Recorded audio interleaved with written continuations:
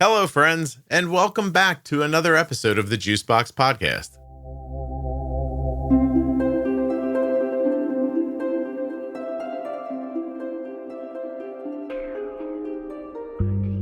Welcome to the show. I'm so excited about today's guest. His name is Scott Benner, and he is the voice behind Juicebox Podcast.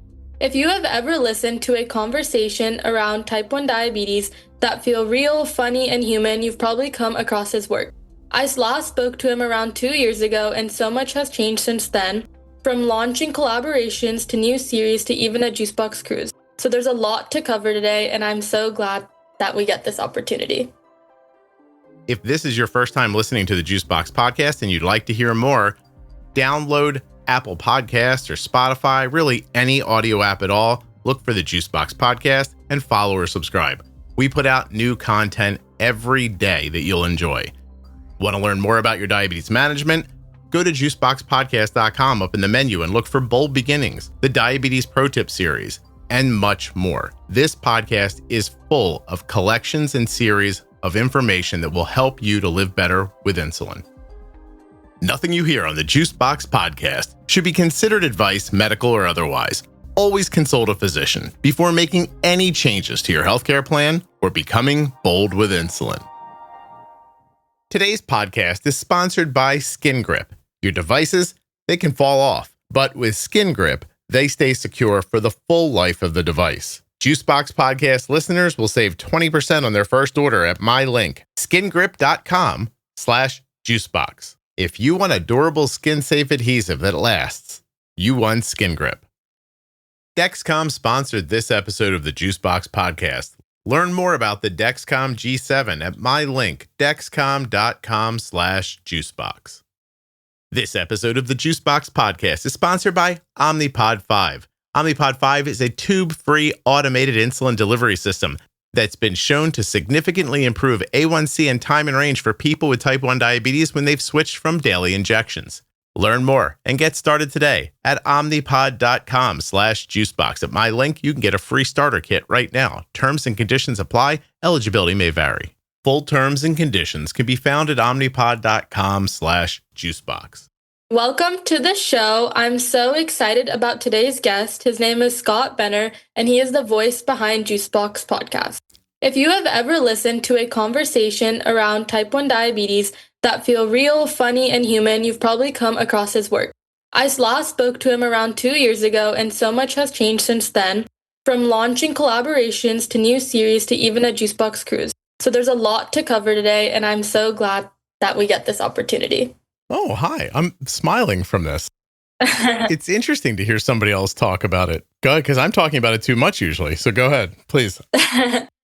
So how have you been since our last conversation? It's been 2 years, you're telling me? Yes. Last time I think I interviewed you, I was a freshman, and now I'm a junior. Well, a lot has changed for me personally with my health. So 2 years is about the length of time. It's been a little longer, but about the length of time that I've been using a GLP-1 medication to lose weight. Mm-hmm. So I don't know the exact number, but so one way that I'm different is I weigh 70 pounds less than I did the last time you talked to me. Wow, that's crazy. It is really insane. I'm sitting here in a medium t-shirt, and the last time you talked to me, I would have been in a 2XL t-shirt. Dang, that's crazy. That's a lot of determination. Well, I think some people would think that it isn't because they think that the shot just does the whole thing, but it really doesn't. There's still a lot to do and a lot to stick to while you're using it. It does make a misstep easier sometimes. But no, I've learned a lot about, I guess, what I used to tell myself versus what might be true. And just overall the difference that the weight loss has made in how I feel every day and how healthy I am. It's been a really big influence for me. Yeah, I think that's great. And I just think it's amazing overall. Thank you. What have you been up to? School. Just going to school? Yeah, I guess that's like the main one, to school. Have you been making your podcast regularly? Yeah, I'm doing like once a month, sometimes. Very nice. Sometimes twice a month. Sometimes I skip a month, whenever I can. What are you learning while you're doing it? So I think I'm learning like better, like how to talk better, if that makes sense, and how to like respond to like in between questions and things like that. Yeah. You think it's more fluid when you're having conversations than it was before? Yeah, I think it is. Is it, I know I'm already interviewing you. I apologize. Is it bleeding over into your regular life? See, I don't know about that because I think it's very different when you're interviewing someone versus like a normal conversation. You don't think any of the skills are overlaying over top of the regular, like what about like the quality of the questions you ask when you're in personal situations? I think it could, but I don't think I've been putting enough time for it too, if that makes sense. It's made me a better listener. Yeah. See, but you do this a lot, like every day. You're like a pro now. You are the third person I'm recording with today. I know, it's a lot of people. So I do have a lot of practice. I guess I could pull it up and tell you for sure about this week because today's Friday. So 1, 2, 3, 4, 5, 6. I've recorded 9 times this week. I know, it's a lot. I've probably had about 11 or 12 hours worth of conversations with people this week. Wow. You're not wrong. Like the more you do it, the better you'll get at it. But I think it really does help me in my regular life. I'm not kidding. I think I listen better. I think I ask better questions. I'm definitely more focused on what someone's trying to tell me, or maybe even what they're not saying, but maybe we could figure out what they mean. Like, if we just ask the right questions and poke around a little bit. Yeah. It's been a big deal for me. I really enjoy it. Yeah. So I know these are all very like expected developments, and I guess your like personal journey as a host, but what's the most unexpected development in your journey as being a host? Specific to making the podcast or bigger picture, even like in the diabetes space? I guess both. I can't believe 100 people came on a cruise ship with me. That's crazy. The level of, I went to my first Friends for Life this year, and my wife came with me. She never travels with me when I do speaking stuff. It was the very first time. And we were there for a couple of days, and she remarked to me, she said, "Everyone here knows who you are." And my wife's not like she's not fangirling for me or anything like that. She was making a real observation. Like, I've been married a very long time. My wife's not exactly running around looking for like fun, happy things to say to me all the time. She was making a real observation. She's like, every person we walk past, she's like, they're looking, and they have a look on their face. They recognize you. And then you can see them look as you walk by. And every third person would wave or smile or stop or say hello. And I think she thought maybe I was joking about that. Like, we're overblowing it maybe when I shared with her in the past. But it was interesting to hear it from another person's perspective, that the podcast has reached so many people, that there's that kind of awareness about it, I guess, because I am not nearly like the face of the podcast. You know what I mean? Like, I don't, it's not like I'm all over the social media or this is even video. So it's been very surprising to me, I guess, that not just as far as it's gotten and how many people it's reached, but I guess that it's been going so long. I think that's another part of it that's in my head this year, as I don't know, what am I, halfway, 2/3 of the way through the 11th full season of making the podcast. In a calendar year, I usually record, I put out 220 episodes usually a year. I can't believe it's still going, I guess. And then it seems to be growing, not stagnant or falling off. Yeah. So when I saw your post and like about the cruise ship, I was like, wow, he's like really famous. No, it's diabetes famous. But yeah, I mean, it surprised me too, because that was a thing that, I was approached by other people about doing it. It's not a thing I would have known how to set up or how to run on my own. And I immediately was like, no, you got the wrong guy. Like, nobody's going to want to come, And that person said, no, I think you're wrong. And so I kind of put it in their hands. And I'll be honest with you, like, I didn't do it for money. Yeah. I didn't make a cent doing it. And it wasn't the intention of it. And I guess, if we're looking for things that have really surprised me, that was a mix of people on that ship. They were some parents of children with type 1 with their kids. There were some parents in their 60s that were there with their 30-year-olds. There were 20-year-olds and 30-year-olds and 40 and 50 and 60 and 70-year-old people with type 1 diabetes all gathered together and really just enjoying each other and enjoying being around each other. So for as much as I can kind of intellectually talk about that, I know community is important and how much it means to people, to spend a full 5 days in that kind of close quarter situation. There was like, I would give a talk every day. I made sure to eat dinner with every person that was with me and to really watch what it meant to them to meet each other was special and a little transformative for me. So do you plan on doing this like as a yearly thing? Well, it's a lot of work for me, not just that week, but leading up to it, it's sort of on me to like, I don't want to use the word push it, but like keep it out there on like social media, make sure keep it in people's minds. But we're doing it again, 2026. This year coming up, it'll go out of Miami, and I think we're going through the Virgin Islands and making a bunch of stops, 7-day cruise. It's going to be awesome, and we'll do the same thing one more time, and then we'll see where it goes from there. So keeping on the topic, I guess, of like partnerships and stuff, besides the cruise, do you have any other like big collaborations that you really remember? Yeah, I did something with Tandem this year at Friends for Life, where the content from that's not out yet, but I sat with kids from, like 5 to 15 who were all Mobi or Tandem users. And I basically did like a short 45-minute conversation with each of them, and they filmed it for their social media.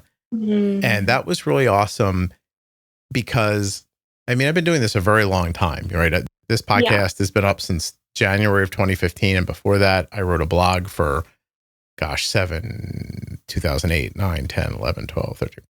I wrote a blog for 9 years. Now I have a podcast for 11 years. I've been in this for, coming up on 20 years now. Yeah. But companies, they're always very, like, I probably work with every company you can think of that's around diabetes. They purchase ads on the podcast, and we do stuff online, but no one really ever invites me to speak at anything or be somewhere. Tandem did. And I thought that was really awesome. I'll tell you, like, between you and I don't know why that is, but it makes a lot of sense to me that I don't have diabetes. So I'd be a weird person to, like, I don't know, at a diabetes conference to stand up on stage and say, this person's here representing the company, I've always thought that was the reason that didn't happen. And so I've never really gone to things like that beyond Touched by Type 1, which I speak at every year. I've never been to ADA. I've never been to ADCES or Friends for Life or any of that.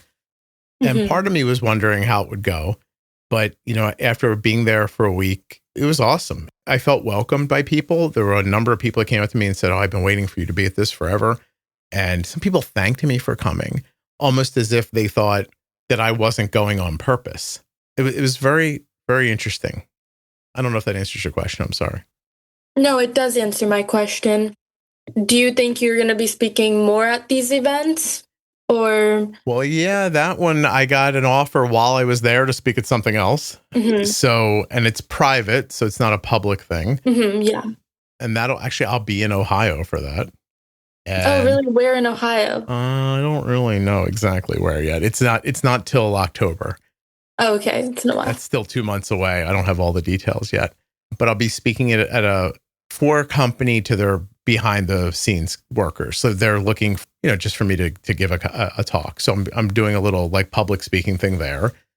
I have committed to going to Friends for Life, ADA, and ADCES next year in 2026.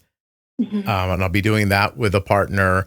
Do you know the Sugar Pixel? Do you know what that is? Yeah. Yeah. So at those events, you see these big kind of booths. Sugar Pixel and I will be in one kind of giant booth together at those events.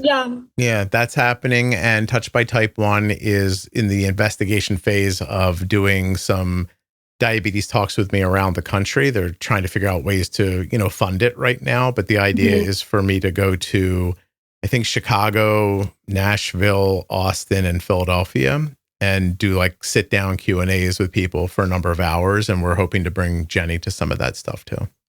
Yeah. So that's what's maybe on the horizon for next year. Even though you don't have type 1 diabetes, you have a lot experience to talk from, especially being like a dad for someone who has type 1 diabetes. I think that is just as valuable, or even sometimes more valuable. than someone who has type 1 diabetes. Today's episode is brought to you by Omnipod. We talk a lot about ways to lower your A1C on this podcast. Did you know that the Omnipod 5 was shown to lower A1C? That's right.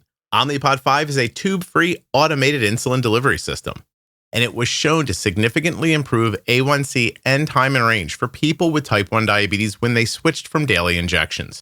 My daughter is about to turn 21 years old, and she has been wearing an Omnipod every day since she was 4. It has been a friend to our family, and I think it could be a friend to yours. If you're ready to try Omnipod 5 for yourself or your family, use my link now to get started. Omnipod.com/juicebox. Get that free Omnipod 5 starter kit today. Terms and conditions apply. Eligibility may vary. Full terms and conditions can be found at omnipod.com/juicebox. You can manage diabetes confidently with the powerfully simple Dexcom G7. Dexcom.com/juicebox. The Dexcom G7 is the CGM that my daughter is wearing. The G7 is a simple CGM system that delivers real-time glucose numbers to your smartphone or smartwatch. The G7 is made for all types of diabetes, type 1 and type 2, but also people experiencing gestational diabetes. The Dexcom G7 can help you spend more time in range, which is proven to lower A1C. The more time you spend in range, the better and healthier you feel. And with the Dexcom Clarity app, you can track your glucose trends, and the app will also provide you with a projected A1C in as little as 2 weeks. If you're looking for clarity around your diabetes, you're looking for Dexcom. Dexcom.com/juicebox. When you use my link, you're supporting the podcast. Dexcom.com/juicebox. Head over there now. Well, it's definitely a perspective that I think has a lot of value. Actually, I was talking about this with Jenny this afternoon. We were talking kind of privately, and she talked about having me out to an event to speak that she's going to be at. And I said, yeah, I think I could do a good job of maybe being a conduit for people's conversations. If I have a superpower in this space, it would be that I've had so many conversations with so many different people. Like, I don't know what to call it exactly. Like, maybe I'm the book where the conversation, I've had all those conversations and I've dug through people's lives. And my real goal is to just get better information out in the world for my daughter. Right. So I don't have, I try very hard not to be biased about things that I hear. I try very hard to hear your story and an adult story and, a parent's story and just hear what they're saying and try to figure out what it is that they're being motivated by. And then in the end, you're looking for commonality, right? Like, yeah, you find something that a parent of a type 1 says that could be very valuable for an adult with type 1 diabetes to hear. And then vice versa. There's adults have great experiences that parents should hear about. And I was saying, I think maybe I could be a conduit for those stories because, again, I'm kind of at a loss for the right word. But I mean, I'm sure there's people out there, but I don't know who they are. And if they're out there, they don't have the ability to reach as many people as I do. Yeah. I think that those stories are very valuable, that I've been at the center of each one of them. And that hopefully I'm trying very hard to learn something, to hear something, to share something that will be valuable for everybody. Doesn't matter if they're adults or children, if they're 70 or 10. I'm trying to be the place where all this information can get dumped and be regurgitated out into the world, because I think that is the thing that beyond my podcast, that there really just is no other space in type 1 where somebody's able to give this much time and to hearing those stories and is making the effort to record them and put them out as much, volume, honestly, as anyone else. There are people who have podcasts about type 1 who in a year won't put up as many episodes as I'll put up in 2 weeks. Yeah, that's true. You're very consistent. So anyway, somewhere in there, I think I'm able to let people tell their stories and record them for other people to hear. And hopefully that those stories are broadening other people's perspectives and ideas, I guess would have been a short way to say it. So you spoke as your role just now as being like the connector from a bunch of different people's stories. but you must be hearing a lot of contradicting information. How do you deal with that? Contradicting, mean like management wise, like, or even like, when like a late night host makes a joke and one person's like, I think it's funny, and the other person is insulted by it. Like, what do you mean by contradictory? More like, I guess, information for type 1 diabetes. So maybe if someone says like, this works really well for me, and then and then another person says, oh, that doesn't really work for me. And like, I mean, there's always like gaps in information. Like, I'm kind of talking about that. Yeah, I guess that the place that's taught me the best about how to deal with that is Facebook. Mm-hmm. So for people who don't know, my Facebook group, I have a private group and a public page. And I think my public page has 25,000 or so followers, but that's tough because social media followers it's a weird abstract, right? Because I've been around this for 20 years. Like, I'm sure there are people following me on Facebook who are dead, you know what I mean? Or don't go on Facebook anymore. Same thing with Instagram. Like, I think I have 25,000 Instagram followers, but that doesn't mean 25,000 people are seeing something that I post. Mm-hmm. It's far from that. The people fall off. But in the private group on Facebook, you have access to a lot more data about people who are actively following and participating. So in my private Facebook group, I think today there's about 74,000 members. And in every 24-hour period, 45,000 of them are active in the group. They make 125 to 160 new posts every 24 hours, and counting likes, like little hearts, little thumbs ups, and comments. So likes, hearts, and comments, almost 9,000 a day. Wow. So it's a big group of people, and it's split pretty evenly between caregivers and adults, even though people will tell you they don't think so. But what I've learned is that the adults don't talk as much as the caregivers do, but I can see them there. Yeah. And it's a little weighted towards women. Maybe, I would say maybe there's 35% men. The other side is women usually. And all of them, and a ton of different countries. And where you see that most is the time of day. There is no downtime on the Facebook group, meaning that if you ask a question at any point in a 24-hour clock, somebody is there. Like, there's always at least a few hundred people on, it's insane actually. But my point is that all these different countries, all these different ages of people, all these different, genders, there's somebody who has every experience in life that you can imagine. You're not wrong. They're not all going to agree about everything, right?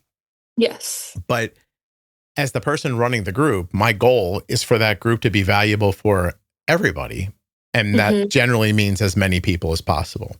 And we're putting aside people who are just trying to make problems, or maybe honestly a little mentally ill or something like that. Like, there's always going to be people like on the fringes of this conversation. But for the most part, the group is incredibly supportive and valuable, right?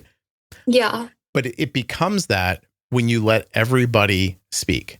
Everybody gets to say what they think, and everybody gets to say their experiences. And then it's up to smart people to look at all of that and coalesce it together and come up with some sort of an idea chain or a roadmap for themselves, and find the things that they want to look into.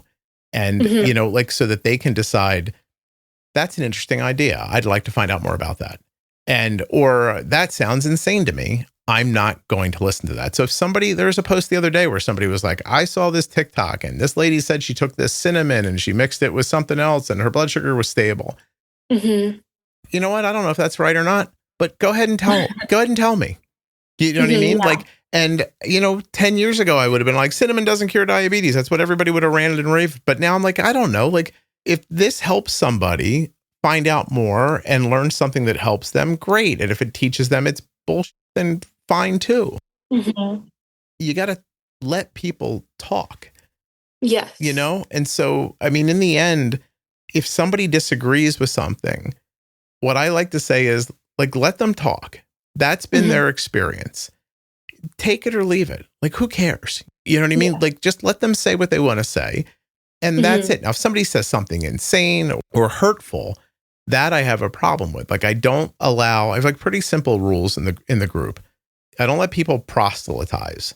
So like if you think, I don't know, it doesn't matter. If you think a form of eating is a good idea, right on, you should share what you think. Mm-hmm. But if everybody that posts gets the same answer back from you, you should try eating like this, well, then you're proselytizing.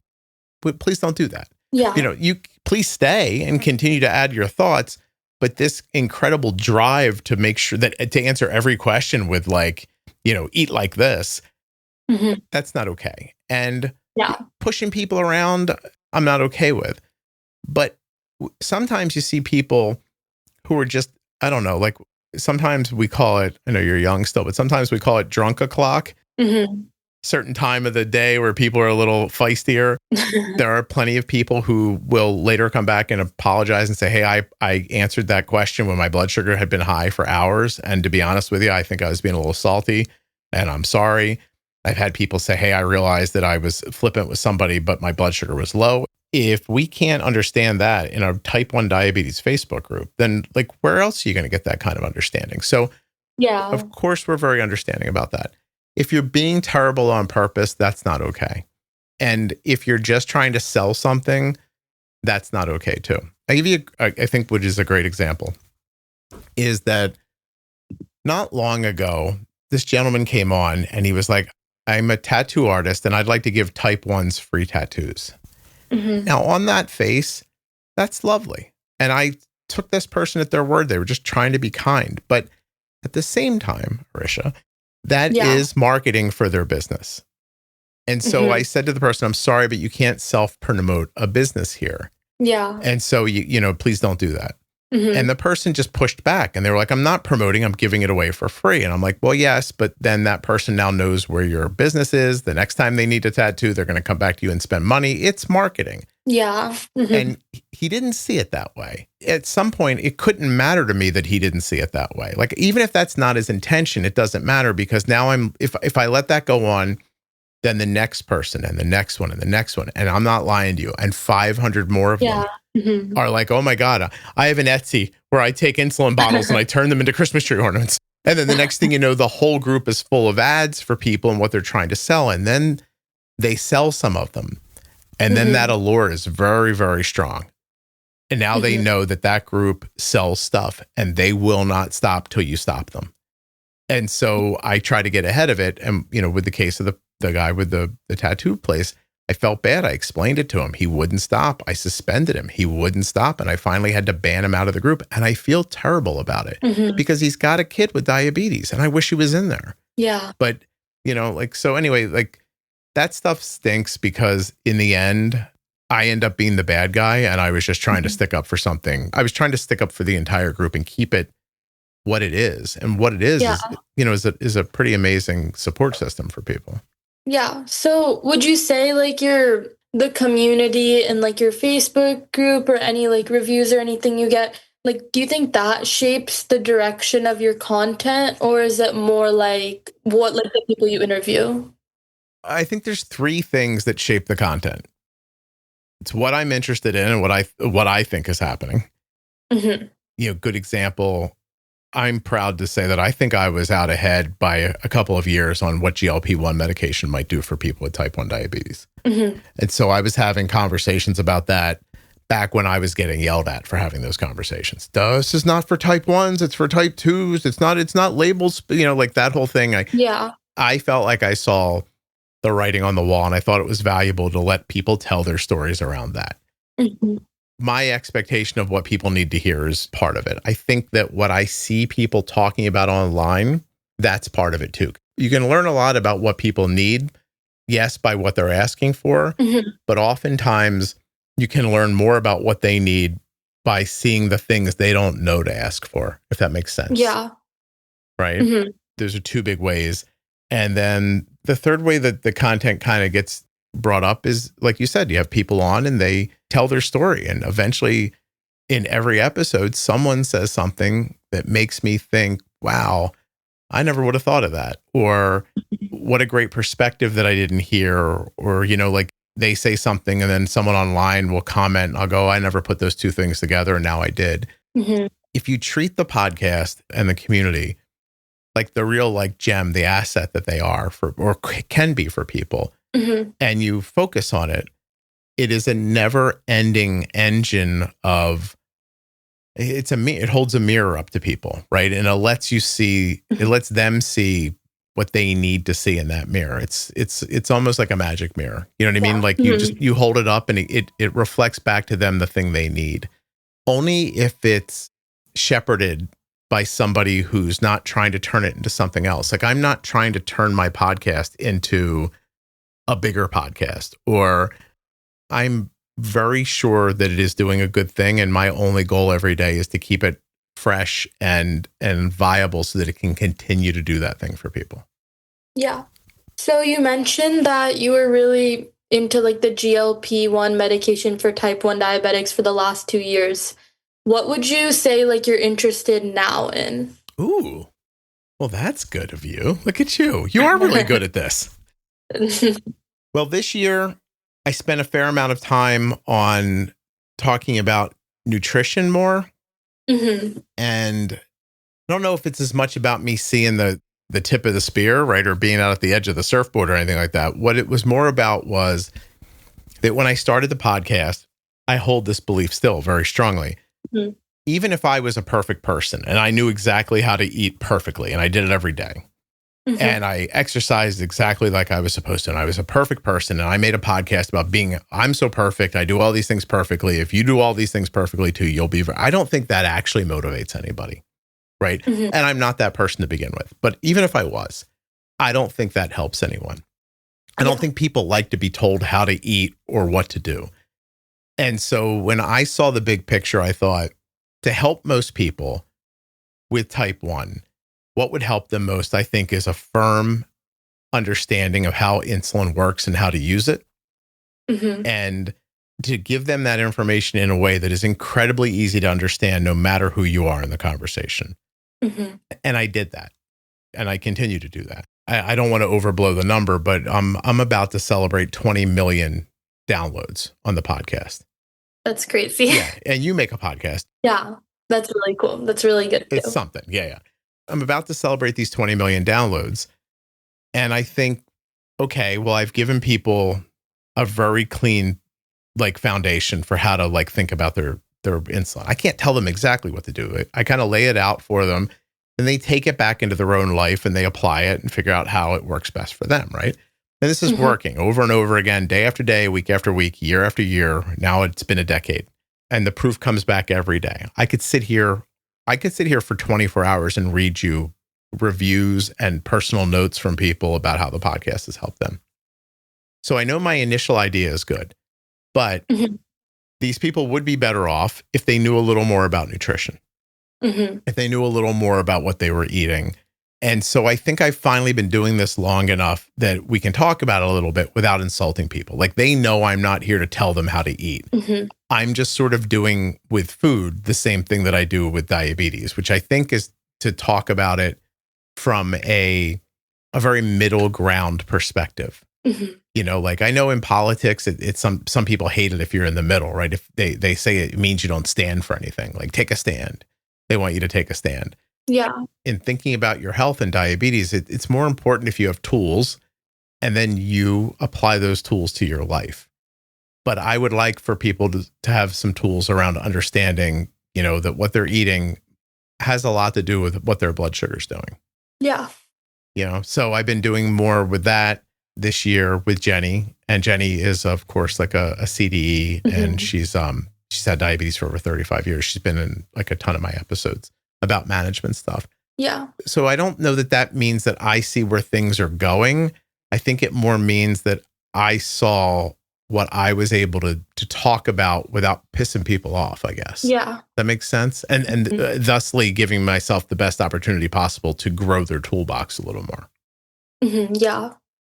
I mean, since you have so many listeners, I mean, do you ever get like fan mail or like PR boxes? Yeah. It's embarrassing. Are you trying to embarrass me? No, I'm just curious. People write every day. Really? Yes. I receive multiple emails, DMs, Instagram messages, Facebook messages, TikTok messages. And I got to tell the people at TikTok, your app is very, very confusing to use. So please do better with that. I don't like to say it because I think everybody says it. Like I've watched people with 200 TikTok followers. Like I hear from everybody all the time. Like, well, you're hearing from fewer than 200 people, but okay. Yeah. And so I don't like to say it because I think it comes off as just really, it makes me feel weird to say it. Yeah, people write all the time, but here's one from today. I wanted to reach out to say a big thank you for your episodes that focus on GLP-1 with type 1. My 14-year-old started one about 3 months ago. A1C has gone from 6.9 to 6. Daily insulin use is down from 60 units a day to 40. She's lost 20 pounds. She's been much happier, more energetic, and generally feels better. I'm also grateful for your podcast. I feel pretty anxious about trying these meds, but listening to the info from Dr. Blevins that you had on and from the mom whose daughter had such a positive experience made me feel so much better. I appreciate that you are hopefully changing some of the stigma around these medications. I honestly have only told my best friends that we're even using the meds because people are just so judgmental. Anyway, I want to say thank you very much. That one came today, and that's in my email today. Mm-hmm. It's very sweet. It's very touching. It's not a strong enough word, right? Mm-hmm. Because, so that email came today. Yesterday, I interviewed a gentleman who told me that his daughter is off at college safely and happy because of me. And then at the end of the interview, told me how, just as an aside, he's like, also, I listened to your weight loss stuff and I've lost 36 pounds now. And and told me how his life is better now because of it. Yeah. The DMs are pretty endless. And the thing that I think I've been tracking sounds like the wrong word, but I'll pull something up for you here.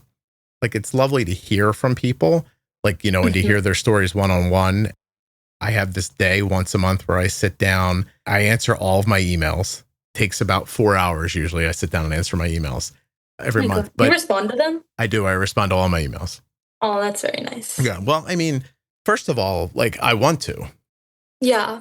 But it's an overwhelming process. I'm exhausted by the time I'm done with it. Because you're really trying to hear, what is this person telling me? Yeah. What has motivated them to reach out like this? Mm-hmm. It's time off of their life too to write this email. Yeah. I want to figure out what it is that impacted them so much to see is that a thing I did on purpose? Is that a happenstance thing? Is it something I could be learning from? Yeah. But anyway, I do this thing when people come into the Facebook group, it asks you a few questions. It's mainly to make sure you're a real person. Mm-hmm. But one of them is, how did you hear about the podcast? Mm-hmm. Yeah. Or this group? It's a little slash thing. The one that I don't keep every one of them, but every once in a while I copy and paste one of them out and I put it in a document. I hold on to it because it ranges from the doctor in the ER to more specifically the East Tennessee Children's Hospital Endocrinology Clinic told me about it. I saw an ad for a nootropic, and inside of that nootropic, somebody commented about the Juicebox podcast. I'm trying to figure out how do people learn about this, right? I had a nurse in the ER ask me if I wanted something that might make my diabetes situation better. Mm-hmm. And then she told me about this. But the one that came today, this one happens more than I would have imagined. You are mentioned on every Facebook group I'm a part of that relates to diabetes. And you can take that a couple of different ways, and certain people might hear that from a marketing standpoint and be like, that's awesome. Good for you. That's what you're going for. What I hear is that there are countless people who have been helped by it. Yeah. So much so that they're taking the time to tell somebody else. And I think that's the big deal. There's plenty of things in my life that help me, but how many of them help me so much that I feel compelled to make sure other people know about it? I'm proud to be somebody that people are compelled to share, I guess. Yeah. I think it's so great that you respond to everything. I know when I reached out to you in the beginning, you responded really quickly. And especially being with having such a big audience and taking the time to respond, I'm sure that's really meaningful for everyone who wrote something to you. And it was definitely really meaningful when you responded to me.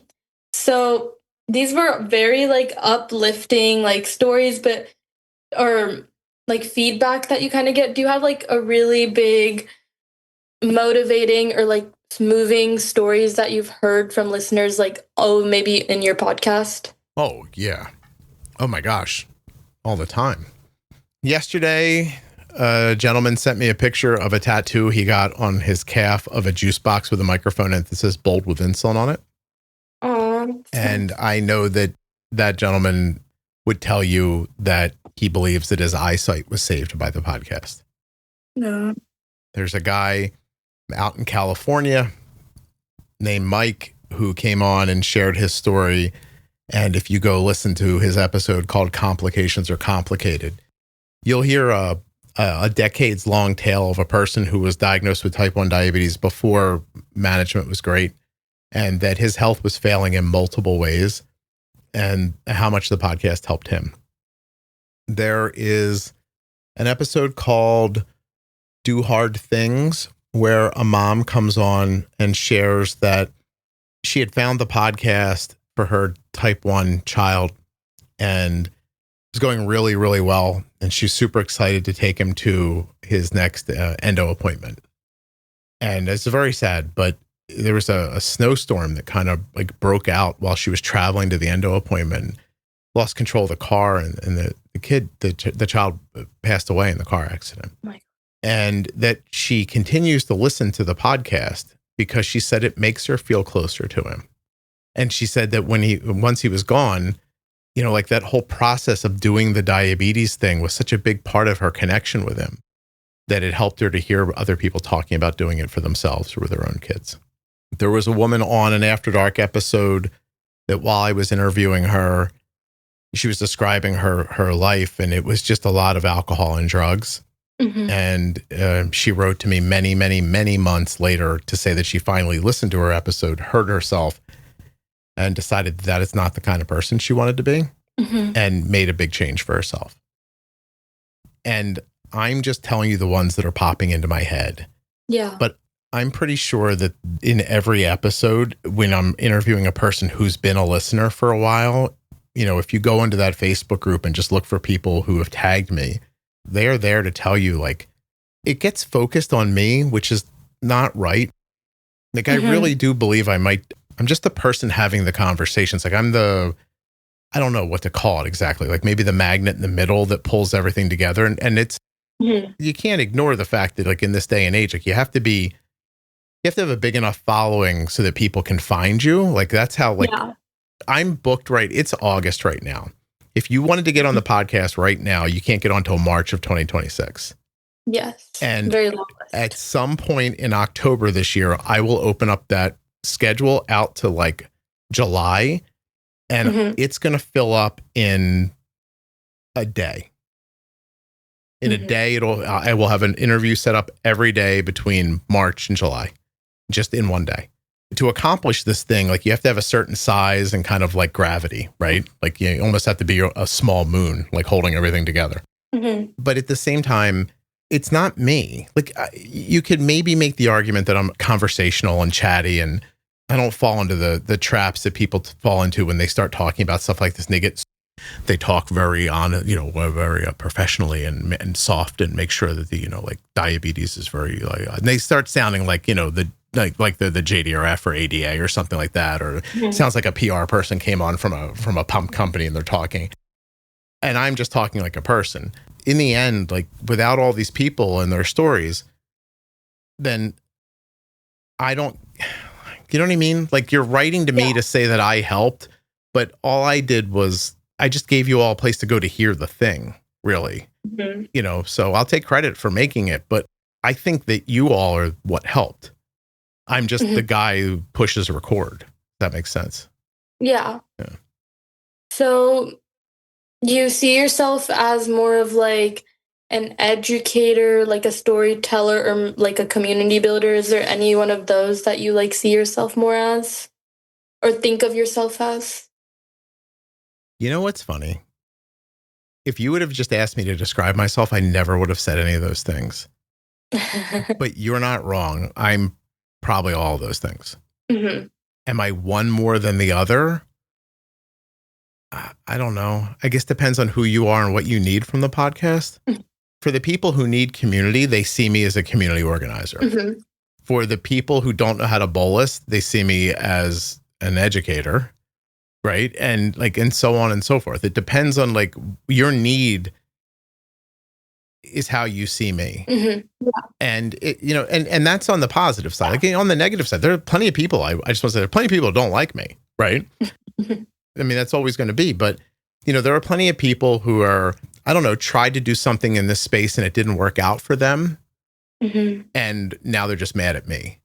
Yeah. Now they're going to tell you they're mad at me because I'm bad at it or dangerous or whatever they're going to say, whatever reason they're going to have. I'm going to tell you that from my perspective, they seem mad at me because they seem jealous. Mm-hmm. Yeah. And they tried to do a thing and it didn't work out. And my thing did work out. So now let's go figure out what it is about me you don't like and say, oh, see, he shouldn't be doing this because he thinks this or he said that or whatever. Yeah. So there's the other side of it is it's consistent is my point. Is whether you like me or you don't like me, what you think of me has very little to do with me and a lot to do with who you are. Yeah. Mm-hmm. That's one of the things I have 100% learned making this podcast, that I no longer joke about famous people's lives, sports figures, actors, politicians.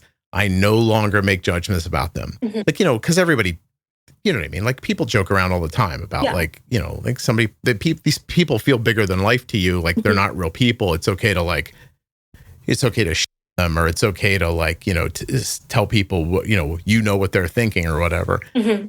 But what I've learned by watching people who both hate me and love me talk about me is that they don't really know me. Mm-hmm. Yeah.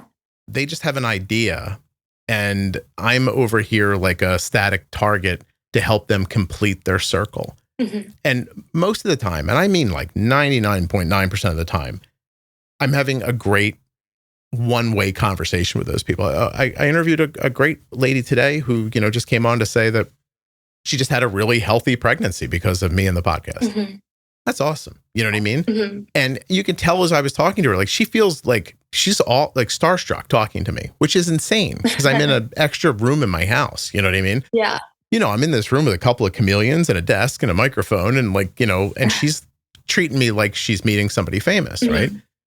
But that feeling she's having, again, has very little to do with me and more to do with who she is, where she was, and then how she intersected with this thing I'm doing. Mm-hmm. And I forget what your question was. I'm so sorry, but I feel like I answered it. Yes, you did answer it. So you just briefly mentioned about all the roles you play, but I feel like one of the biggest roles you are a dad.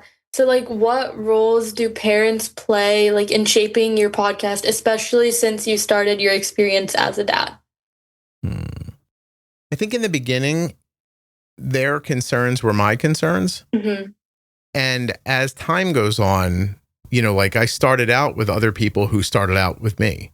Yeah. And as time goes on, I'm still with the people who are just starting out. I would tell you that, a lot of the listeners to the podcast are more newly diagnosed people or people who feel like they're starting over, right? Mm-hmm. If there's a path we're all walking, I'm out ahead of them to some degree on the path. And so when I was starting out, their concerns were my concerns. And now I would hear them and think, oh, I'm worried about that too. How do we fix that? How do I figure that out? But then once you get it all figured out, yeah. And I don't want to say this whole thing feels easy to me, but most of the times, diabetes, nuts and bolts wise, does feel pretty intuitive to me Mm-hmm. because I've got so much time with it, right? So now I'm out ahead. I've got that experience, and I'm still hearing people who are more newly diagnosed. Now I'm able to hear their concerns, quickly point them to stuff that will help them, but also spend time thinking about what bad places are they going to get led to by worrying about the things they're worrying right now, and how can I help them now so they don't end up in those bad places later? Yeah. Mm-hmm. There's one thing about being super valuable to your 7-year-old who has type 1 diabetes, but it's hard to remember that 7-year-old one day will be 15 and 18 and 20, and that you're still trying to have a relationship with that person, and that one day they will not listen to you anymore. You know what I mean? And you want them to leave with good information, but the good information is not enough if they're not willing to use it, or if they're busy rebelling against you and how you raise them. So I'm trying to see more of a bigger picture when the parents are there. And I think that's how they're helping me make the podcast. Yeah. So I feel like you've been doing this, well, not like I feel like you have been doing this podcast for a really long time, and you've seen the technology, like especially for diabetes, like grow. Mm-hmm. What are you like most excited for in that, and like specifically with like the increase of AI in today's world? Yeah, right. So when my daughter was diagnosed 2006, is that right? Yeah, 2006, we got a freestyle meter, Mm-hmm. syringes, and a vial of two different kinds of insulin. I think they gave us the old Lilly red box glucagon. Mm-hmm. Yeah, that's right. That's all we got. And those were the entirety of our tools, right? Mm-hmm. Test strips. Today, if you have halfway decent insurance, you're going to have a CGM before you know it. Mm-hmm. You're going to have a pen, not a syringe, and you're going to have an opportunity to get a pump Mm-hmm. pretty quickly. Mm-hmm. And every one of those pumps has some sort of a manual setting and has an automated insulin delivery setting. On top of that, there's the awesome Loop, the awesome Android APS, Trio, all these do-it-yourself algorithms that are out there as well. Now there's more CGMs, there's Dexcom, there's Libre, 3+. Eversense is making an implantable CGM. Mm-hmm. Crazy, right? Yeah. What else we got? Like Medtronic just came out with their more modern CGM, and people are using, my daughter microdoses GLPs, Mm-hmm. which are significantly helpful with her insulin resistance. We're learning that there are type 1s who maybe could have a dual diagnosis. They have insulin resistance. If they didn't have type 1 diabetes, they'd probably still have insulin resistance. So now they have type 1 and they have insulin resistance. GLPs are helping them with that half of it with the insulin resistance. You're seeing GLPs help people with inflammation, which is, of course, very tied to type 1 and other autoimmune issues. Sooner than later, you're going to see those GLP-1s that are all injectable now hopefully be in a daily pill, which should help spread out their effectiveness over, a little better than just shooting them once a week. And we're all moving in that direction. There's the inhaled insulin, right? Afrezza. Yeah, I saw that. There's a lot of stuff going on out there. What am I most excited about right now Mm-hmm. is that Tandem said, hey, we're going to go back and try to make our algorithm a little more aggressive. And then they did. And then Omnipod, I don't know if people know this or not, but Omnipod's in the middle of a trial right now where they're trying to make their Omnipod 5 more aggressive. I'm sure that's not how they would put it, but, Yeah. they're working on a 2.0 version. Yeah. Mm-hmm. I love that these companies have to compete with each other. That, I think, is always going to be the best thing for everybody. Mm-hmm. Because Yeah. then nobody sits on their butts and says, like, we're selling this thing good enough. Let's just go sell them now. You don't have to make these any better. You have to make them better. Mm-hmm. You have to make them, you got to have more of a cell phone mentality where, this stuff's got to get better and better and better.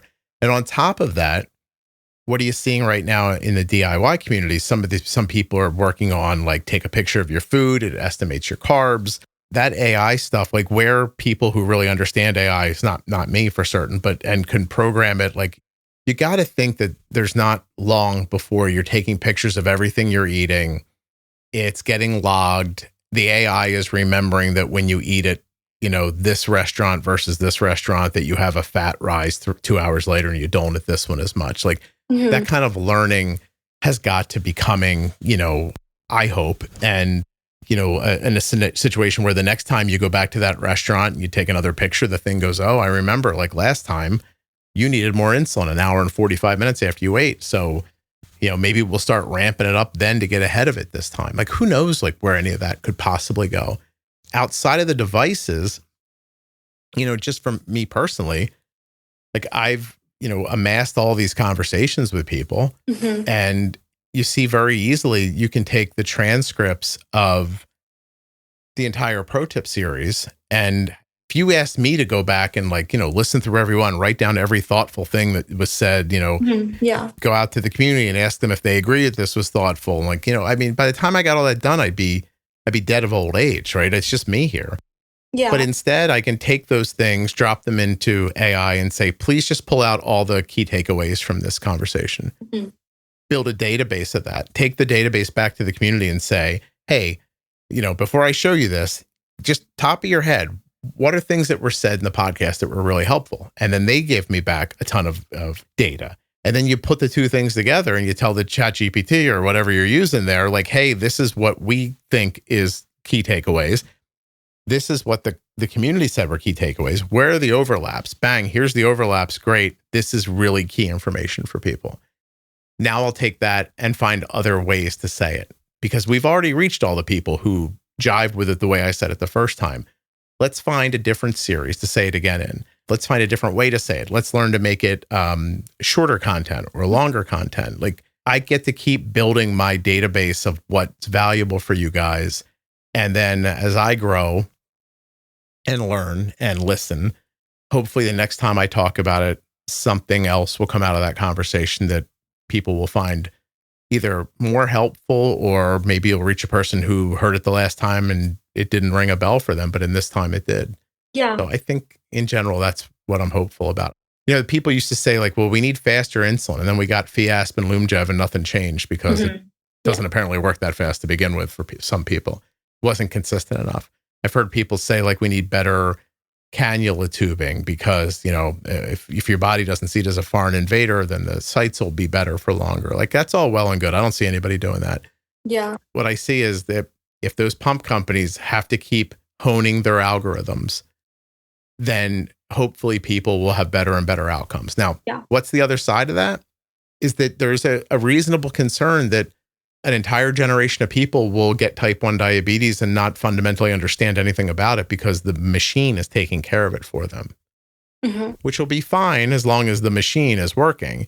But what would they do, you know, if they had to go back to shots? I know they would learn it then, and hopefully they would learn it more quickly because they've seen it happen. But I do think there's a reasonable concern for people not having a fundamental understanding of timing and amount and how insulin works and when they need to put it in and how certain foods act, that kind of stuff too. Yeah. So speaking on like your pro tip series, do you have like a dream series or like a really memorable series that you have posted or want to post? I mean, they all do something different. You know, we made pro tips first, and I think they're great if you're reasonably comfortable. So then we added bold beginnings because it's sort of like pro tips for beginners. Yeah. This year I did small sips, which were, I think 17 or 20. Like I told you, we went out to the community and asked like, I basically said like, give me one sentence takeaways that have been the most impactful for you. And we got back, I think I'm being honest about this, 80, I'm just saying if I have the number wrong, it's not on purpose, 80 or 90 pages full of returns from the internet. Wow. And then we collated them. And it wasn't me, by the way. It was the person who volunteers their time on my Facebook group. They pulled it all together. And this person has kind of an encyclopedic knowledge of the podcast. And we pulled together the list of what people said was really valuable for them, went and found what episodes they were on so I could refresh myself about how it was said in the time. And then we made short, like 10-minute episodes about them, thinking like, okay, if you're not going to listen to the pro tips because they're too long, which is a thing people will complain about, like 45 minutes or an hour, they're like, oh, it's so long. And then I thought, well, maybe 10, 15 minutes will be shorter for them. So small sips is really like pro tips supercharged and small. I'm proud of those. I think those are really awesome. Yeah. I don't know. You just kind of keep looking for ways to reach people. You know, what am I trying to do I don't know, like in the future, I'm trying to find more people who are lost and who could potentially spend an entire life lost, that, you know, who could potentially have complications 10, 20, 30 years from now for what? Not understanding how to pre-bolus, or, you know, the fat in French fries makes their blood sugar go up and they should bolus again. Like, that's not a fair reason to need help. Medical help in the future. Like, I'd like those people to just be as successful as early on as possible with, like I said, a good foundation of understanding. And I'm just looking for different ways to spark their imagination and get them to think about it. And also, I've learned that you can't really make anybody take care of themselves. Like, everybody has a moment when they decide like, okay, I'm going to try harder now, or I'm going to go back in again and try to figure this out, or whatever it is that ends up like lighting people's, you know, excitement for their own health. And what I like the most is that the podcast is there and it's current, because when they go to find it, it's there. Yeah. It's not like an old dried up podcast that nobody posts in anymore. It's not a thing where they look up and they go, oh, nobody's posting this in a week. You know what I mean? Like, how are you going to find the pro tip episode from a year ago if you're logging on today for the first time? If the podcast isn't fresh and moving constantly and reminding you that those episodes exist and reminding you that there's a community to go to, and you head over to that community. Imagine you head to that community and you see 160 new posts that day. Yeah. I don't know if you're on Facebook, but there's other type 1 groups. Like, you look at them, they go, like, some of them say 3 new posts a day, 5 new posts a day, 10 new posts a day. I'm like, how does that cover everything? Yeah. That's not even enough people to have a good conversation. Like, I want 20 people with 20 different opinions weighing in on things. I think that's how you kind of get to it. The one chameleon is staring right at me. How are your chameleons? They're doing well, but How the many? blue one. 1, 2? I don't want to say how many I have because I feel like that's weird. The blue one is eyeballing me big time right now, like in a ninja stance. He's back on his 2 legs. Are you hungry, buddy? I gave you a silkworm earlier. Did you eat it? Oh, hold on a second. I think I'm looking at the silk. Eat the silkworm. Don't. It's very uncomfortable. I have 3 chameleons. I'll just. Yeah. I thought you only had 1 from your Instagram. Things happen and then other stuff happens. I don't know what to tell you. Okay.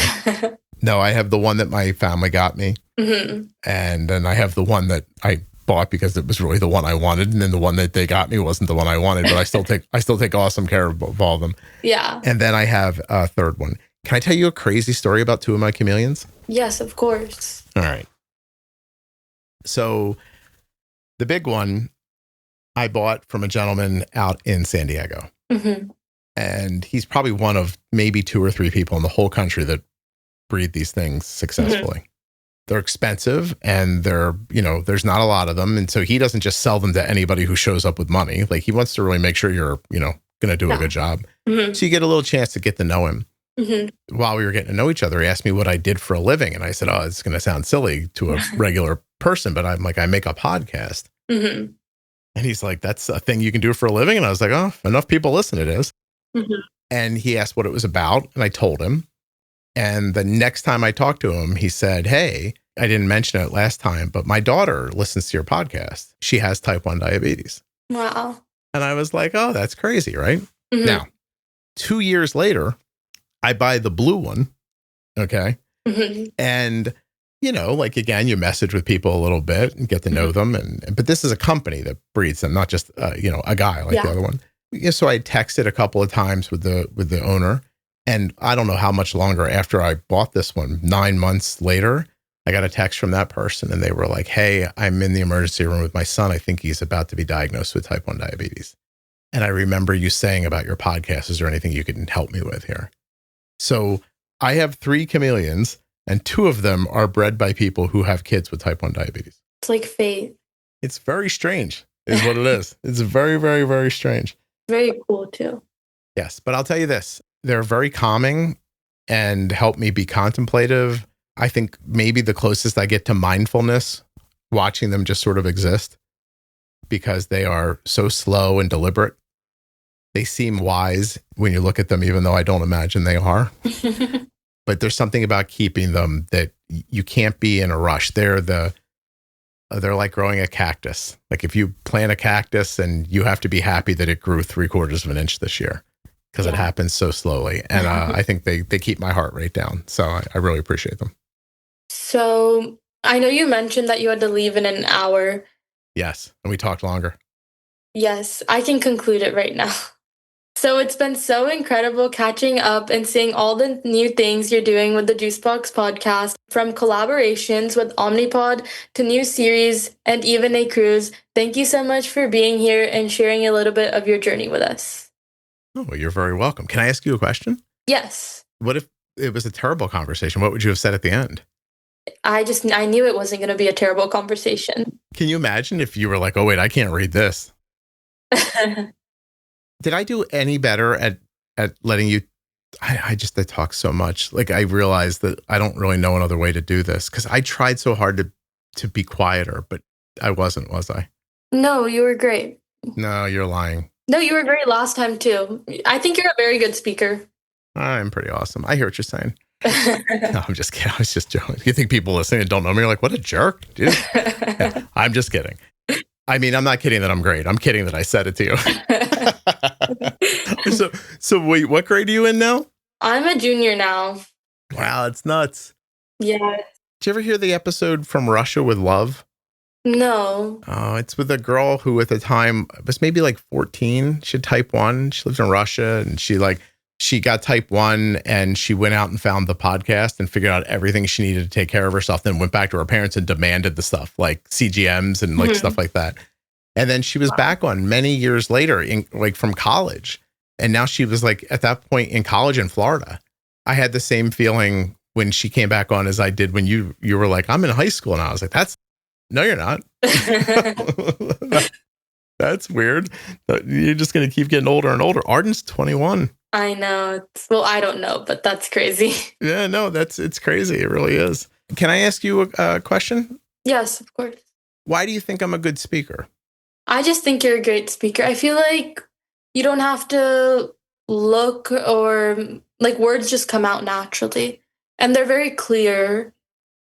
And like there's fluid. I don't know if that makes sense, but connecting topics when you say something and you say something else, like the topics, they connect. They feel like they flow. The flow is there, yes. But doesn't that, when you're trying to interview me though, doesn't that stop me from letting you talk? Like, aren't I, like it's easy to say like I'm controlling the conversation, but isn't it more like I'm building a conversation that doesn't need interruption? A little bit, but I feel like...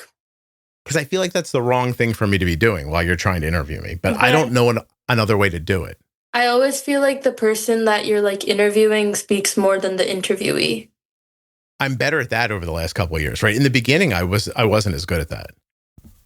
Like, seriously, I would talk too much in the first couple of years. But I also had, if I'm being fair, I had a lot of thoughts about diabetes that I had saved up by blogging about them that I felt like I was trying to get into the podcast. Like I was pushing them into the conversations a little bit. Now I think you're right. Like I'm doing better at the conversations, at least being 50-50.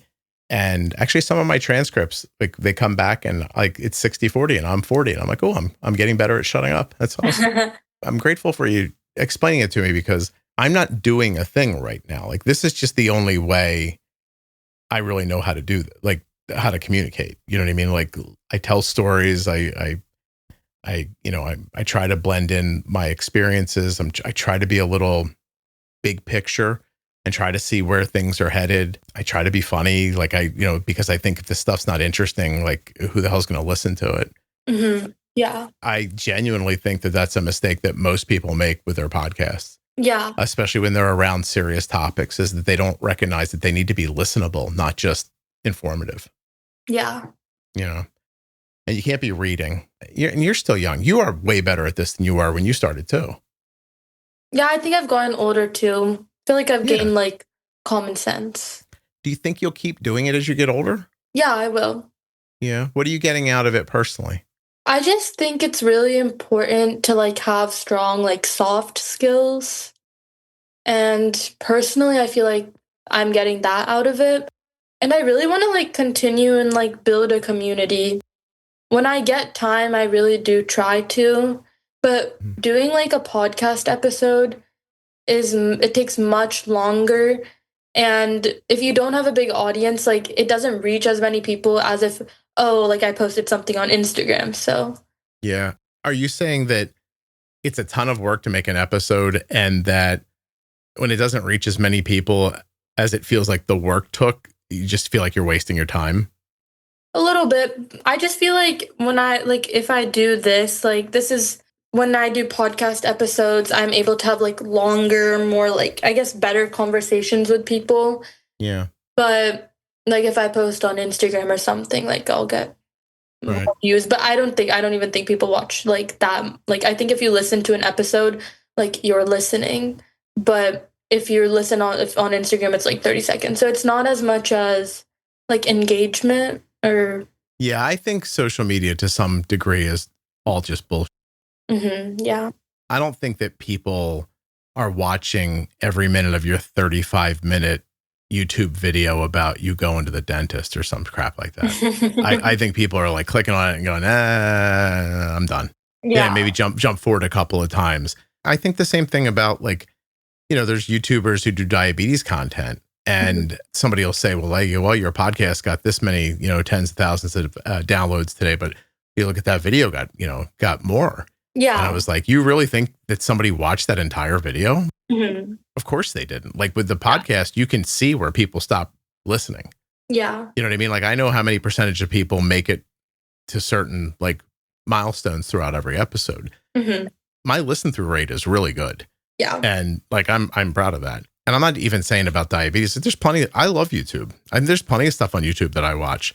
But this morning I put on an episode of, some guy's YouTube thing and I jumped in the shower and 3 minutes into it, I was like, oh my God, I clicked on the wrong YouTube video. I want out of this. You know what I mean? But my hands, I kept touching the screen. It wouldn't work. So I was stuck listening to him. And then I got done and like first thing I did when I was done my shower is dried my hands off to like get out of that video.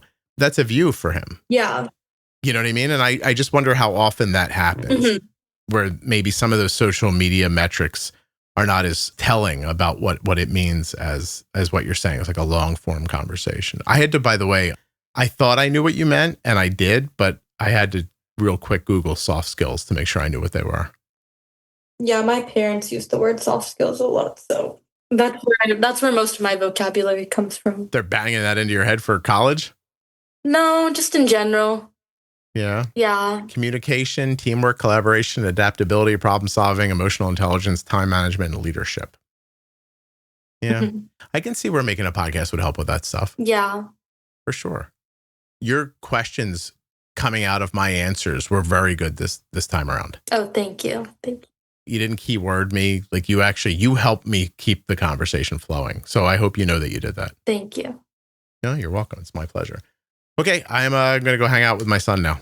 Have fun. I really appreciate this. No, thank you so much for doing it with me. Oh, that was my pleasure. Thank you.